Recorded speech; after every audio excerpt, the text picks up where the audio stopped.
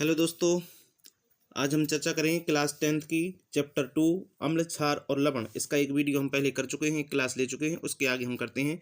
यहाँ पर क्या लिखा हुआ है, यहाँ पर देखते हैं। एक मिनट। हाँ, क्या लिखा है कि जब हम धात्विक ऑक्साइड है, धात्विक ऑक्साइड का अम्ल के साथ क्या करते हैं, अभिक्रिया कराते हैं तो हमें क्या मिलता है, लवण मिलता है और साथ ही साथ मिलता है हमें क्या, जल। ठीक।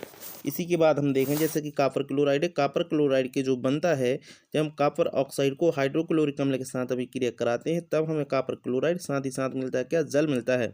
जब कापर क्लोराइड के बनने से जो कापर क्लोराइड का रंग होता है वो कैसा होता है, नीला रंग हो जाता है। ठीक। धात्विक ऑक्साइड की जो प्रकृति होती है वो होती क्षारीय, क्योंकि ये अम्ल के साथ क्रिया करके क्या बनाते हैं, लवण तथा जल का निर्माण करते हैं। आगे देखते हैं।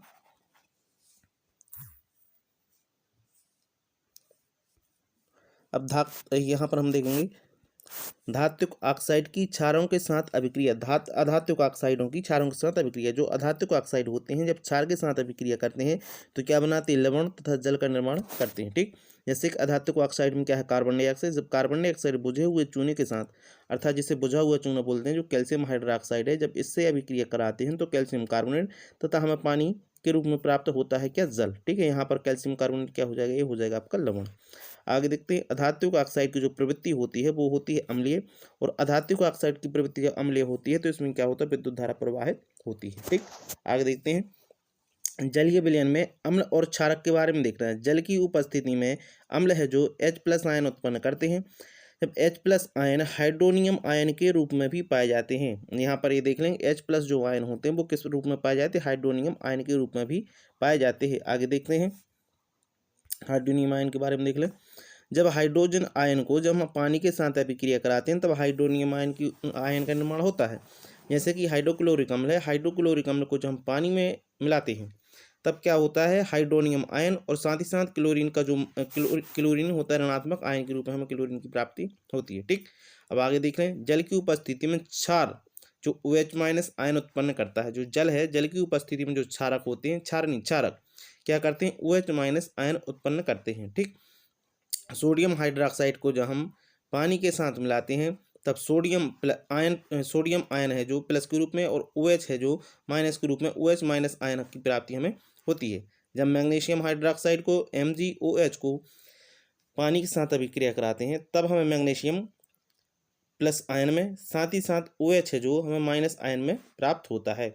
कब, जब हम जल में क्षारक को मिलाते हैं, अर्थात जल की उपस्थिति में क्षारक जो होता है OH- आयन उत्पन्न करता है। आगे देखते हैं।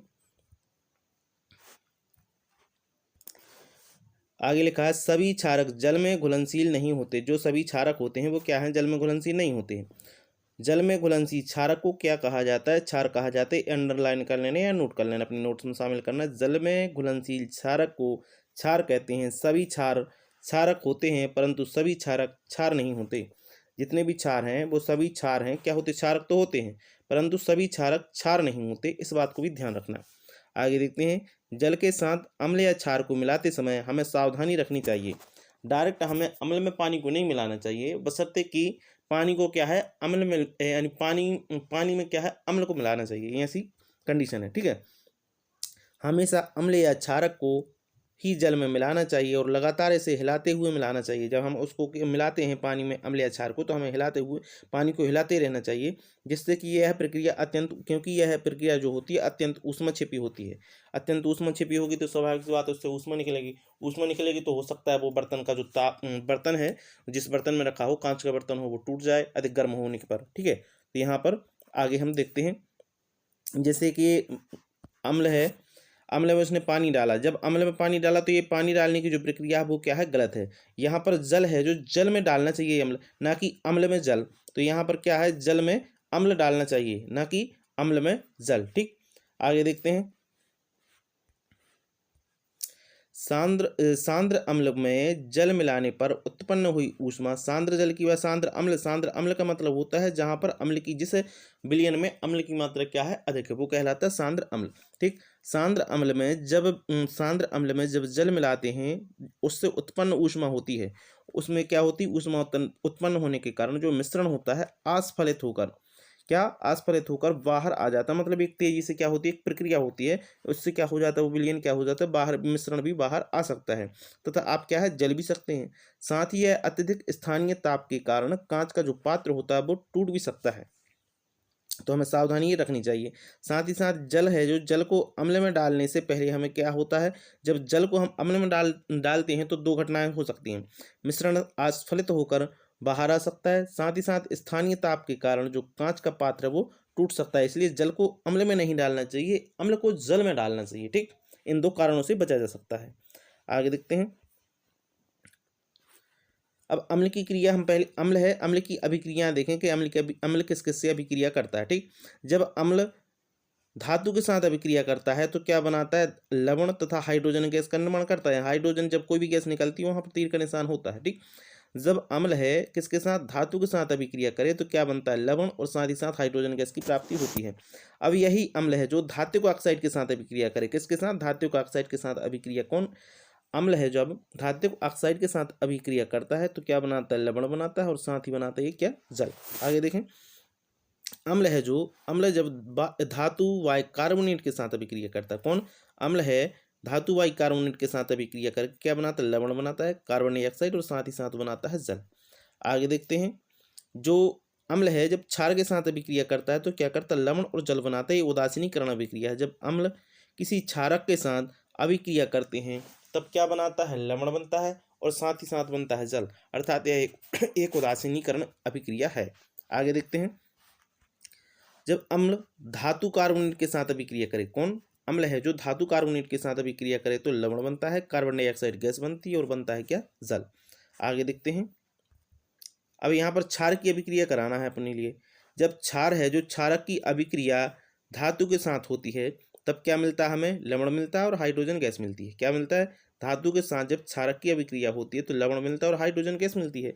और क्षारक के साथ ही जब हम क्षारक की जब अभिक्रिया हम अधात्विक ऑक्साइड के साथ, किसके साथ, अधात्विक ऑक्साइड के साथ कराते हैं तो हमें क्या मिलता है, लवण मिलता है और जल मिलता है। ये भी नोट कर लेना। ठीक, अब जब हम क्षारक की अभिक्रिया अम्ल के साथ कराते हैं तो यह उदासीनीकरण अभिक्रिया हो जाती है, तो हमें मिलता है क्या है, लवण मिलता है और साथ में मिलता है जल। आगे देखें। क्षारक की जो अभिक्रियाएं हैं, क्षारक की अभिक्रिया कभी भी धातु बाइकार्बोनेट के साथ कोई भी अभिक्रिया नहीं होती। क्षारक की जो अभिक्रिया है, क्षारक धातु बाइकार्बोनेट के साथ कोई अभिक्रिया नहीं करता है। और साथ ही साथ यहाँ पर ये देखना है कि जो धातु हो, तो धातु है, धातु कार्बोनेट के साथ भी क्षारक कोई अभिक्रिया नहीं करता। धातु कार्बोनेट के साथ क्षारक किसी भी प्रकार की कोई अभिक्रिया नहीं करता है, ये भी आपको नोट डाउन करना है। ठीक, अब हमें यहाँ पर देखना अम्ल तथा क्षारों की जो विशेषता है वो क्या है। अम्ल तथा क्षारों की समानताएं, जो सभी अम्ल होते हैं, सभी अम्ल H+ आयन उत्पन्न करते हैं, हम ये पहले देख चुके हैं। जो अम्ल है सभी अम्ल क्या करते हैं, H+ आयन उत्पन्न करते हैं। अब यहाँ पर देख लें सभी क्षारक OH- आयन उत्पन्न करते हैं। क्या करते हैं, OH- आयन कौन करता है, सभी क्षारक है जो OH- उत्पन्न करते हैं। आगे देख लें। जब कोई अम्ल या क्षारक जल में मिलाया जाता है तो ये तनुकृत हो जाते हैं। जब कोई अम्ल और क्षारक जब कोई अम्ल और क्षारक को जल में मिलाया जाए तो ये तनुकृत हो जाते हैं तथा जल में मिलाने पर आयन की सांद्रता H3O+ तथा OH- में प्रति इकाई आयतन में क्या हो जाती है, कमी हो जाती है। जल में मिलाने पर आयन की जो सांद्रता होती है, जिसमें हाइड्रोनियम आयन H3O+ या H+ या OH- में प्रति इकाई आयतन में क्या होती है, कमी आती है। कब, जल में आयन की सांद्रता में कमी आती है जब हम अम्ल तथा क्षारक को जल में मिलाते हैं तब। ठीक, ये ध्यान रखना योग्य बात है। आगे देख लें। क्षार तथा अम्ल की प्रबलता। किसी क्षार या अम्ल की प्रबलता को उसके द्वारा H+ आयन या OH- आयन की आयनों की संख्या पर निर्भर करता है। जब हम किसी क्षार या अम्ल की प्रबलता की बात करें तो किसके द्वारा मापी जाती है, यदि H+ आयन है तो यहाँ पर अम्लता को प्रदर्शित करता है। OH- जितना अधिक है तो वहाँ पर क्षार की मात्रा को ये प्रदर्शित करता है। ठीक, किसी अम्ल या क्षारक की प्रबलता हम एक सार्वभौमिक सूचक द्वारा भी कर सकते हैं। सार्वभौमिक सूचक अनेक सूचकों का एक मिश्रण होता है। जो सार्वभौमिक सूचक होता है वो क्या है, अनेक मिश्रण है, अनेक मिश्रणों को मिला करके एक सूचक बनाता है।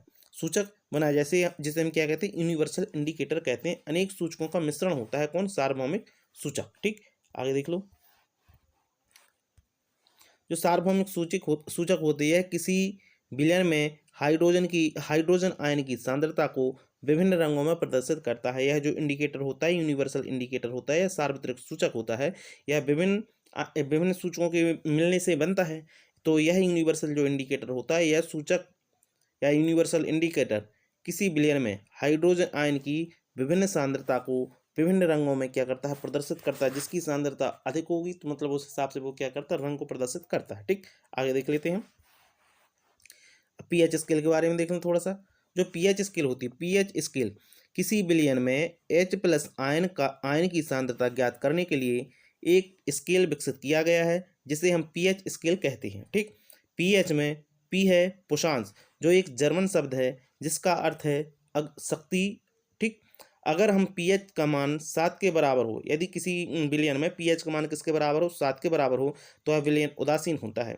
जब विलयन का पीएच मान है जो 7 से कम हो, तो विलयन क्या होता है, अम्लीय होता है। जैसे जैसे पीएच का मान 7 से कम होता जाता है, विलयन का जो मान होता है, अर्थात जैसे जैसे हम पीएच के मान में जीरो की ओर जीरो के पास में जाते हैं, तो इसकी अम्लता क्या हो जाती है, बढ़ती जाती है। और जब पीएच का मान 7 से अधिक होता है तो विलयन क्या होता है, क्षारीय होता है। अर्थात जैसे जैसे हम 7 से दूर जाते हैं, 14 के पास जाते हैं, तो वहां पर क्षारीयता क्या हो जाती है, बढ़ती जाती है। ठीक, यहाँ पर स्पष्ट तौर पर लिखा है, ये देख लें। यह स्केल 0 से 14 तक पीएच ज्ञात करने के लिए उपयोग में लाया जाता है। स्केल है जो कब 0 सबसे अधिक प्रबल अम्ल कहलाता है और 14 है जो सबसे अधिक क्षारक कहलाता है। ठीक, यहाँ देख लें, ये दुर्बल अम्ल है, सबसे कम और सबसे अधिक प्रबल अम्ल कौन सा है, नहीं सॉरी, दुर्बल अम्ल है। दुर्बल अम्ल के अंतर्गत हम पहले भी देख चुके हैं, कार्बोनिक अम्ल तथा एसिटिक अम्ल है, क्या है, दुर्बल अम्ल के अंतर्गत आते हैं। H+ आयन की जैसे जैसे सांद्रता बढ़ती जाती है तो ये प्रबल अम्ल की ओर बढ़ते जाते हैं। जैसे कि हाइड्रोक्लोरिक अम्ल प्रबल अम्ल है, सल्फ्यूरिक अम्ल प्रबल अम्ल है तथा नाइट्रिक अम्ल भी क्या है, आपका प्रबल अम्ल के अंतर्गत आते हैं। दूसरा इंडिकेटर देख लें, यहाँ पर देख लें, अमोनिया हाइड्रोक्साइड है जो दुर्बल क्षार के अंतर्गत आता है। क्या, दुर्बल क्षार के अंतर्गत कौन आता है, अमोनिया हाइड्रोक्साइड। जैसे जैसे OH- आयन की सांद्रता बढ़ती जाती है तो ये प्रबल क्षार की ओर बढ़ता जाता है। जैसे कि सोडियम हाइड्रोक्साइड प्रबल क्षार की ओर संकेत करता है, पोटेशियम हाइड्रोक्साइड प्रबल क्षार की ओर संकेत करता है, कैल्शियम हाइड्रोक्साइड ये भी प्रबल क्षार की ओर संकेत करता है। जैसे क्योंकि इसमें OH- आयन की जो सांद्रता है बढ़ती जाती है। सर्वाधिक इसका सोडियम हाइड्रोक्साइड का जो पीएच मान होता है, ये होता है आपका कितना, 14। ठीक, आगे देखते हैं। यहाँ देख लें, ये लिखा है 7 से जैसे हम नीचे की ओर बढ़ते जाते हैं, 0 की ओर बढ़ते, यहाँ देखते हैं जब हम 7 है, जब 7 से हम कम की ओर जाते हैं तो यहाँ पर अम्लता क्या होती जाती है, बढ़ती जाती है। अर्थात 7 से हम जैसे जैसे 0 की ओर जाते हैं तो क्या हो जाती है, बढ़ती हुई अम्लता को ये प्रदर्शित करता है। और जब हम 7 से ऊपर की ओर जाते हैं, मतलब 7 से जब हम 14 की ओर जाते हैं, तो यहाँ पर क्या होती है, क्षारकता क्या है, बढ़ती जाती है। ठीक, आगे देख लें, यहाँ पर जबकि 7 है, 7 पर जो पीएच मान होता है वो क्या होता है, उदासीन होता है। यहाँ पर 7 से नीचे की ओर दिखाया है, H+ आयन की सांद्रता में वृद्धि हो रही है। जब हम ऊपर की ओर जाते हैं 7 से, तो यहाँ पर क्या है कि H+ आयन की सांद्रता में कमी आती है और OH- सांद्रता में क्या होती है, वृद्धि होती है। ठीक, आगे देख लेते हैं। दैनिक जीवन में पीएच का महत्व है, उसका महत्व हमें देख लेते हैं। दैनिक जीवन में पीएच का क्या महत्व है। पौधे और पशु पीएच के प्रति संवेदनशील होते हैं। जैसे कि हमारा शरीर है, हमारा शरीर 7.0 से 7.8 परास के बीच कार्य करता है। अर्थात हमारा शरीर है जो 7 से 7.8 परास के बीच या रेंज में कार्य करता है। वर्षा के जल की बात करें, वर्षा के जल का जो पीएच मान होता है वो 7.6 से कम हो जाता है, तो वर्षा क्या कहलाती है, अम्लीय वर्षा कहलाती है। जो वर्षा का जल होता है, वर्षा के जल का यदि पीएच मान 5.6 से कम हो जाए तो हम कह सकते हैं कि वह वर्षा कौन सी वर्षा है, अम्लीय वर्षा है। कौन सी वर्षा है, अम्लीय वर्षा। ठीक, आगे देखते हैं आगे क्या लिखा हुआ है। अब जैसे मिट्टी के पीएच का मान देख लें, यहाँ पर मिट्टी का जो पीएच मान है, मिट्टी का पीएच मान क्या है देख लें। जैसे मिट्टी का पीएच मान, अच्छी उपज के लिए पौधों को एक विशिष्ट पीएच परास की आवश्यकता होती है। ठीक, सही बात है। यदि पौधों की उपज में वृद्धि कराना है तो वहाँ की जो मिट्टी का जो पीएच परास हो वो उत्तम होना चाहिए। साथ ही साथ यदि किसी स्थान की मिट्टी का जो पीएच है कम या अधिक हो तो किसान उसमें आवश्यकता अनुसार अम्लीय या क्षारीय पदार्थ क्या करते हैं, मिलाते हैं। यदि किसी स्थान पर किसी खेत की यदि मिट्टी क्या है, जैसे कोई किसान खेती कर रहा है, वहाँ पर उसको वो लैब में गया, उसने पता करवाया कि यदि मिट्टी में अम्लता अधिक है या क्षारकता अधिक है, तो वो क्या करता है कि वो कोई भी या तो जब अम्लता अधिक है तो उसमें क्षार का उपयोग करेगा और क्षार अधिक है तो अम्ल का प्रयोग करेगा, जिससे कि उसमें क्या हो जाएगा, मिट्टी उदासीन हो जाएगी। ठीक, तो इन सब का उपयोग वह परामर्श के अनुसार करता है। आगे देखते हैं हमारे पाचन तंत्र का पीएच। हमारा जो उदर होता है इसमें हाइड्रोक्लोरिक अम्ल उत्पन्न करता है। जो हमारा पेट है, पेट क्या करता है, स्टमक बोलते हैं, जो हाइड्रोक्लोरिक अम्ल उत्पन्न करता है, जो भोजन के पाचन में क्या होता है, सहायक होता है। ठीक, आगे देख लें, भोजन के पाचन में क्या होता है, सहायक होता है कौन, हाइड्रोक्लोरिक अम्ल। अपच की जो स्थिति बनती है, अपच की स्थिति में उदर क्या होता है, अधिक मात्रा में अम्ल उत्पन्न करता है। जब हमारे पेट में क्या होता है, अपच होता है, मतलब जिसको हम कहते हैं कि पाचन क्रिया गड़बड़ हो गई, तब उस स्थिति में क्या है, हमारे पेट में अत्यधिक मात्रा में हाइड्रोक्लोरिक अम्ल बनता है, HCl अम्ल बनता है, जिसके कारण क्या होता है, पेट या उदर में क्या होता है, दर्द और जलन का एक प्रकार से अनुभव होता है।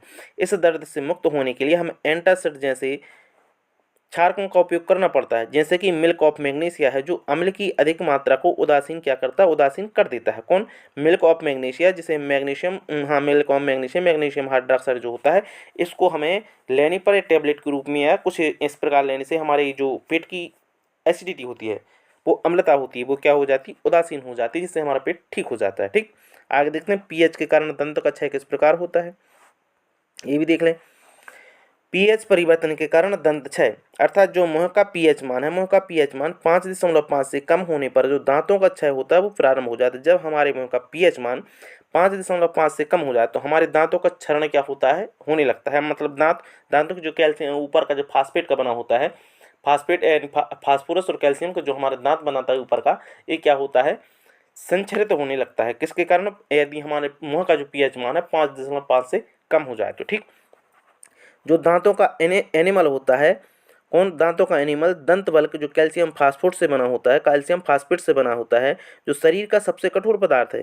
यह जल में नहीं घुलता, लेकिन जब मुंह का पीएच मान 5.5 से कम हो जाए तो यह क्या होता है, क्षरण होने लगता है, संक्षारित होने लगता है।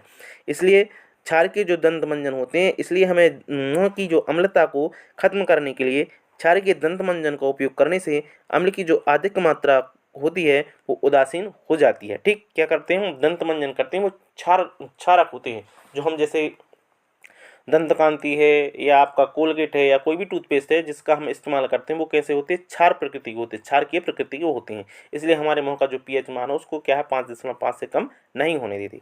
आगे देखते हैं, पेड़ पौधों की बात करें, पेड़ पौधों और पशुओं में उत्पन्न रसायनों के आत्मरक्षा कैसे हो, अर्थात पशुओं और पौधों द्वारा उत्पन्न रसायनों से आत्मरक्षा।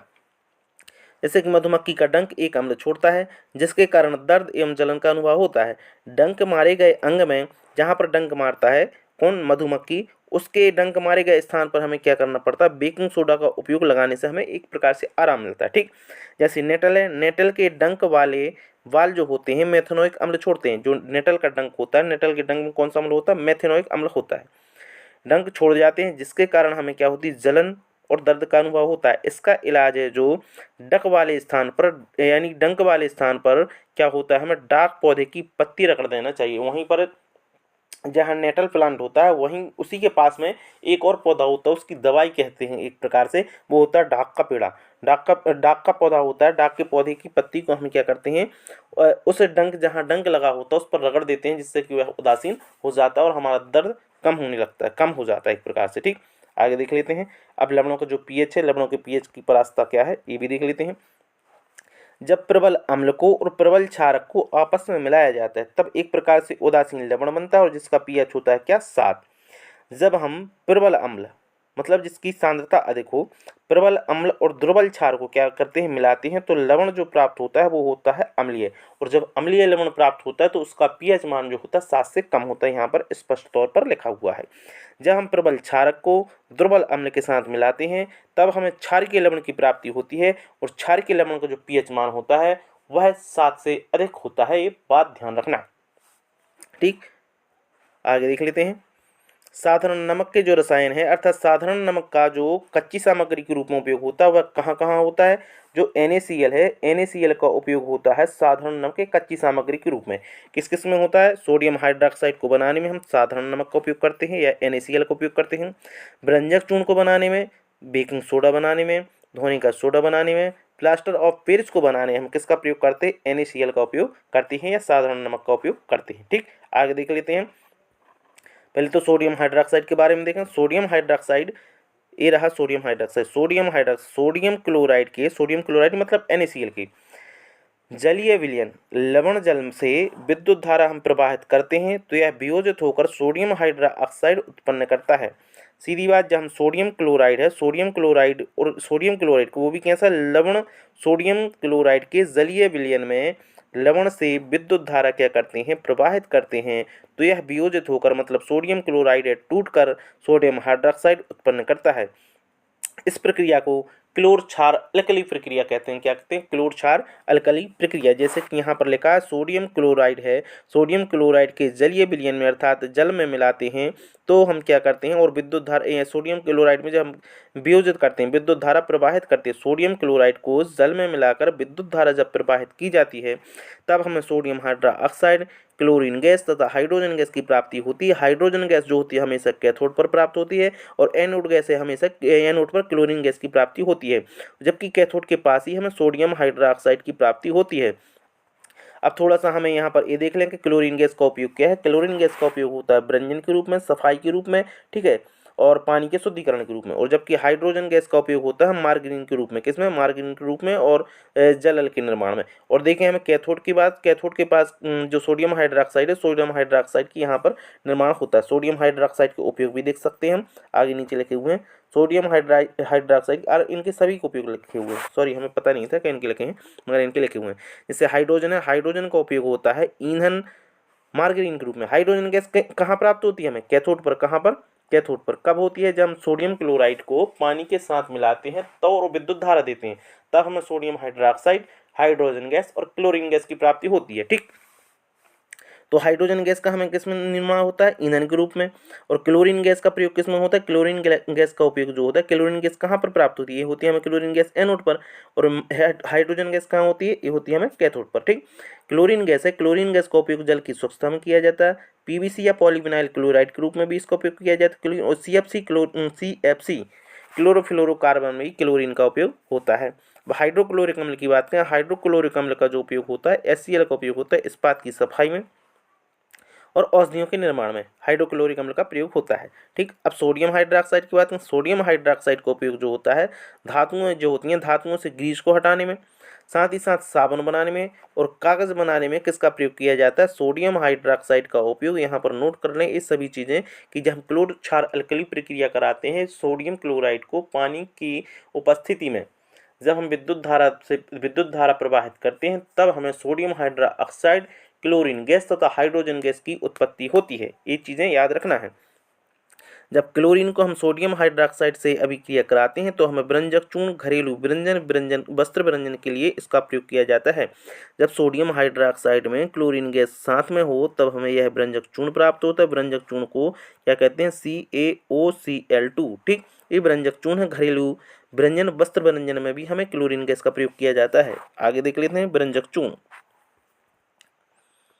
व्यंजक चूर्ण के बारे में देख लें। शुष्क बुझे हुए चूना, अर्थात जो शुष्क बुझा हुआ चूना है जो CaOH2 कहलाता है, शुष्क बुझे हुए चूने पर जब क्लोरीन गैस की प्रक्रिया कराई जाती है, क्लोरीन से क्रिया कराते हैं तब हमें व्यंजक चूर्ण का प्रयोग होता है, अर्थात निर्माण होता है। जैसे कि लिखा है कैल्शियम हाइड्रोक्साइड में जब हम ये शुष्क अवस्था में हो तब हम तब क्लोरीन गैस प्रवाहित करें तो हमें कैल्शियम ऑक्सीक्लोराइड तथा पानी की प्राप्ति होती है। ठीक, क्या है? बुझा हुआ चूना, बुझा हुआ चूने पर हम क्लोरीन गैस प्रवाहित करेंगे तो हमें क्या प्राप्त होगा? CaOCl2 मतलब व्यंजक चूर्ण, कैल्शियम ऑक्सीक्लोराइड, इसकी प्राप्ति होती। साथ ही साथ हमें होता है क्या? पानी प्राप्त होता है। व्यंजक चूर्ण के उपयोग देख लें। व्यंजक चूर्ण का जो उपयोग होता है वस्त्र उद्योग में, सूती तथा लिनेन के व्यंजन में, वस्त्र उद्योग में व्यंजक चूर्ण का उपयोग होता है। आगे देख लें। कागज की जो फैक्ट्री है, कागज की फैक्ट्री में लकड़ी के मज्जा के व्यंजन के लिए हम किसका प्रयोग करते हैं? व्यंजक चूर्ण का उपयोग करते हैं। जो रासायनिक उद्योग हैं, रासायनिक उद्योग में अपचायक के रूप में हम किसका उपयोग करते हैं? व्यंजक चूर्ण का उपयोग करते हैं। जो पीने का जो पानी होता है, पीने वाले पानी को पीने वाले पानी में जो जल के जीवाणु होते हैं, जल के जीवाणु से मुक्त करने के लिए, अर्थात जो पीने वाला जल होता है, पीने वाले जल को शुद्ध करने के लिए सीधी सी बात है व्यंजक चूर्ण का प्रयोग किया जाता है, क्योंकि उसमें क्लोरीन गैस मुक्त होती है, यूज होती है। ठीक, आगे देख रहे हैं हम बेकिंग सोडा। बेकिंग सोडा का उपयोग क्या है? जब सोडियम क्लोराइड को पानी के साथ अभिक्रिया कराते हैं, बेकिंग सोडा क्या है? सोडियम क्लोराइड को पानी के साथ कार्बन डाइऑक्साइड की उपस्थिति में तथा अमोनिया की उपस्थिति में अभिक्रिया कराते हैं तो अमोनिया क्लोराइड मतलब नौसादर की प्राप्ति होती है। साथ ही साथ हमें सोडियम बाइकार्बोनेट जो खाने का सोडा होता है उसकी प्राप्ति होती है। यह एक दुर्बल असंक्षारक क्षारक है। सोडियम बाइकार्बोनेट है एक प्रकार से दुर्बल असंक्षारक क्षारक है। खाना पकाते समय गर्म करने पर इसमें निम्न अभिक्रिया होती है। जैसे हम सोडियम बाइकार्बोनेट को गर्म करते हैं, खाना पकाते हैं, तो हमें सोडियम कार्बोनेट, हाइड्रोजन गैस तथा हाइड्रोजन पानी की प्राप्ति होती है H2O, तथा कार्बन डाइऑक्साइड गैस की प्राप्ति होती है। कब यहाँ पर देख रहे हैं, खाना पकाते समय सोडियम बाइकार्बोनेट को जब गर्म किया जाता है, खाना पकाते समय तो गर्म करेंगे ही, तो हमें सोडियम कार्बोनेट, पानी और साथ ही साथ हमें क्या प्राप्त होता है, ये होता है आपका क्या, कार्बन डाइऑक्साइड। यहाँ पर बेकिंग सोडा भी होता है आपका कंप्लीट। आगे देखते हैं बेकिंग सोडा के उपयोग। बेकिंग सोडा का उपयोग है, बेकिंग सोडा है जो बेकिंग पाउडर बनाने में बेकिंग सोडा और टार्टरिक अम्ल का उपयोग किया जाता है। किसी प्रकार का मृदु अम्ल उपयोग कर लिया जाए, जो हम खाद्य अम्ल होता है, खाद्य अम्ल को जब हम बेकिंग सोडा के साथ मिलाते हैं, बेकिंग सोडा जैसे कि NaHCO3 या सोडियम बाइकार्बोनेट के साथ हम जब किसी प्रकार का अम्ल मिला दें या टार्टरिक अम्ल मिला दें, तब हमें खाने वाला जो मृदु अम्ल होता है उसको मिला दें तो हमें बेकिंग पाउडर प्राप्त होता है। आगे देख रहे हैं, बेकिंग सोडा का उपयोग है, बेकिंग सोडा के यानी बेकिंग सोडा में जो यह अभिक्रिया होती है, इससे कार्बन डाइऑक्साइड के कारण पाव रोटी केक में खमीर उठ जाता है, इससे यह मुलायम हो जाता है और स्पंजी भी हो जाता है। यहाँ पर देख लें, बेकिंग सोडा का उपयोग एंटासिड के रूप में भी किया जाता है। बेकिंग सोडा होता है, बेकिंग सोडा का उपयोग एंटासिड के रूप में किया जाता है। बेकिंग सोडा का उपयोग जो होता है सोडा अम्ल अग्निशामक में किया जाता है, जैसे कि जब अग्निशामक यंत्र जहाँ पर आग लगी हो, वहाँ पर हम आग को बुझाने के लिए किसका प्रयोग करते हैं, सोडियम बाइकार्बोनेट का उपयोग करते हैं। आगे देख लें, अगला इसी के नीचे है कौन सा उपयोग है, सोडियम क्लोराइड से बनने वाली अभिक्रिया है जो धावन सोडा का उपयोग देख लेते हैं। ठीक, धावन सोडा का जो सूत्र होता है Na2CO3 10H2। क्या होता है धावन सोडा का जो सूत्र होता है, Na2CO3 10H2। तो धावन सोडा को हम क्या बोलते हैं, सोडियम कार्बोनेट को जब हम पुनः क्रिस्टलीकरण से धोने का सोडा प्राप्त होता है, सोडियम कार्बोनेट के जब हम क्रिस्टल के रूप में करते हैं, क्रिस्टल के रूप में लाते हैं, तो क्या होता है, धोने का सोडा प्राप्त होता है। यह एक क्षारकीय लवण है। क्या है, एक क्षारकीय लवण है। यहाँ पर लिखा है सोडियम कार्बोनेट को जब पानी के 10 अणुओं के साथ अभिक्रिया कराई जाती है, तब हमें Na2CO3 10H2O की प्राप्ति होती है, जिसे हम धावन सोडा कहते हैं। क्या कहते हैं, धावन सोडा। धावन सोडा का उपयोग भी देख लें। धावन सोडा का उपयोग कांच, साबुन, कागज उद्योगों में धावन सोडा का उपयोग करते हैं। धावन सोडा का उपयोग है जो बोरक्स के उत्पादन में भी किया जाता है। धावन सोडा का उपयोग किसमें किया जाता है, बोरक्स के उत्पादन में किया जाता है। धावन सोडा का उपयोग घरों में साफ सफाई के लिए किया जाता है। धावन सोडा है जो धावन सोडा का उपयोग किसमें किया जाता है, घरों में जो साफ सफाई के काम करते हैं, घरों में साफ सफाई के लिए भी धावन सोडा का उपयोग करते हैं। जल की जो स्थायी कठोरता होती है, जल की स्थायी कठोरता को कम करने के लिए, हटाने के लिए हम धावन सोडा का उपयोग करते हैं। 5वां नंबर है जो सोडियम क्लोराइड से बनने वाला एक प्रकार से उत्पाद है, वो है प्लास्टर ऑफ पेरिस।